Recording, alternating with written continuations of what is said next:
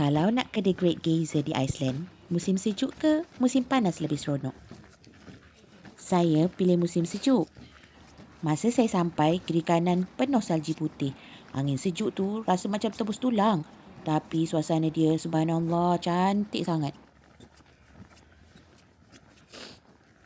Ramai orang tunggu letupan geyser.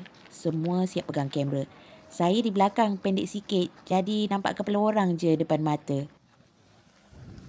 Tiba-tiba, puff, air panas naik ke udara. Taklah tinggi macam dalam kartun tu, tapi depan mata rasa macam magic je. Menariknya, nama geyser seluruh dunia datang dari tempat ni. Dulu, air dia boleh naik sampai 60 hingga 90 meter.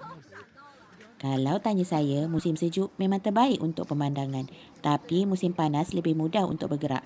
Apapun, Iceland memang buat rindu berulang.